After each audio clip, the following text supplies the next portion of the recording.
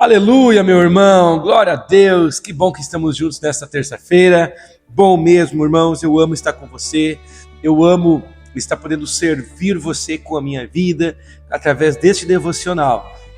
O meu chamado para a Igreja do Senhor é trazer a igreja para um nível mais profundo de devoção, de intimidade com Jesus, de amar o Senhor, e esse amor, ele vem a refletir, no amor próprio e no amor pelos outros, amém? E eu entendo isso, querido, que é só possível nós vivermos isso a partir do momento que nós aprendemos a ministrar ao Senhor, a nossa vida, ela ser uma vida completa, dedicada na ministração do Senhor.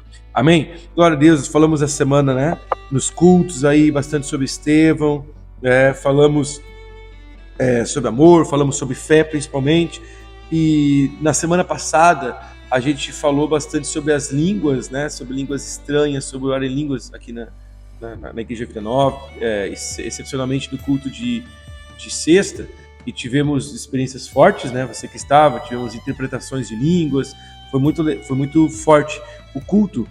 E a semana então, também foram cultos fora da curva, e falamos então sobre fé. Estivemos ministrando aí sobre o dom da fé. Um dom que por hora tem sido tão esquecido no meio da congregação, entre o povo de Deus, porque hoje a fé não tem sido algo que as pessoas elas querem. Se você parar para analisar, antigamente as pessoas elas dependiam muito mais da fé do que nós. Por exemplo, vou pegar os meus avós, eles moravam no interior, eles moravam longe. Por exemplo, se alguém ficava doente, mesmo que eles não eram evangélicos, a única opção que eles tinham era rezar, gente, porque o único apego que eles tinham era o apego a Deus. Eles não tinham mais no que se apegar, tá entendendo? Então, hoje nós temos uma oferta de escapes, vamos dizer assim, muito grande. Então, está doente, vai rápido no médico, tem alguma dúvida, vai rápido no Google, é tudo muito próximo da nossa realidade. E por isso, muitas vezes, a gente acaba deixando de confiar em Deus e se tornando muito mais seguro no nosso próprio braço, na nossa própria vida, querido. Amém? Então, nesses dias agora, eu quero trazer para você aqui nesse devocional, esse avivamento da fé genuína. E Jesus disse, será que o Filho do Homem vai achar fé na terra quando voltar? Então eu pergunto, ele não está dizendo, querido, se ele vai achar fé no mundo. A pergunta é realmente, se a igreja vai continuar crendo até os últimos dias. Será que realmente a igreja vai crer? Será que realmente a igreja vai existir a fé, no corpo, naquele que deve ser o corpo de Cristo? Então muitas vezes nós não cremos, nós professamos apenas algo de acordo com nossas experiências. É isso que eu quero trazer hoje para você aqui.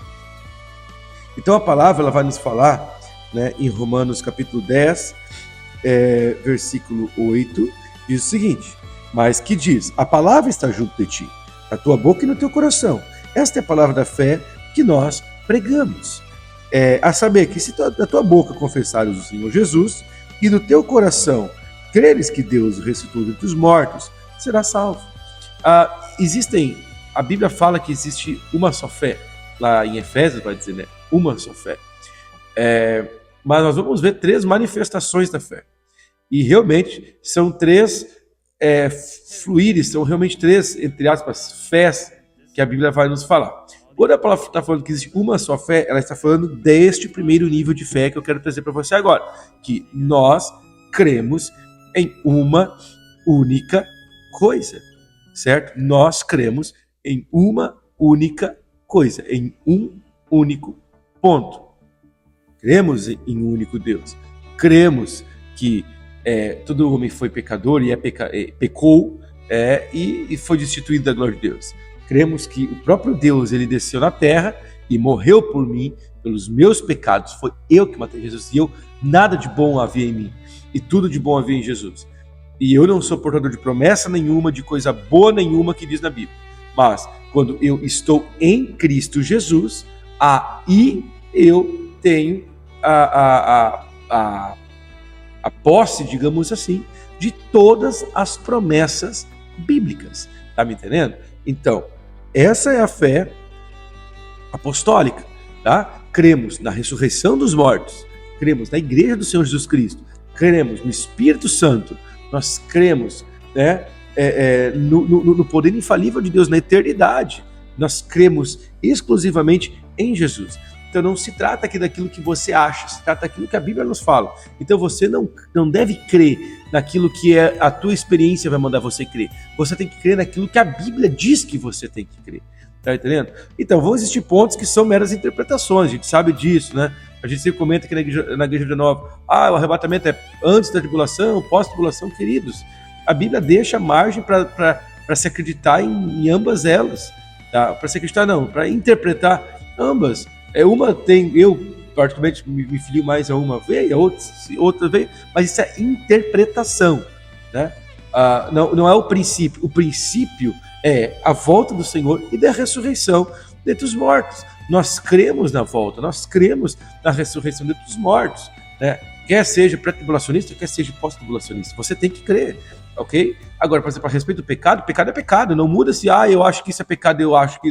O teu acho não importa nada para Deus, ok? O que importa é o que a Bíblia está dizendo que é pecado e aquilo que não é pecado. Agora aqui a gente tem o princípio.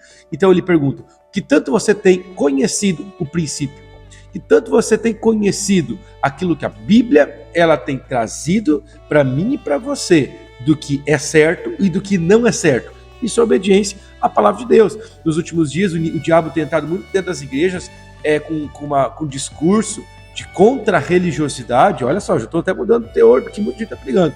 De contra-religiosidade. Tudo é religião, tudo é religião, tudo é religião. A religião manda para o inferno.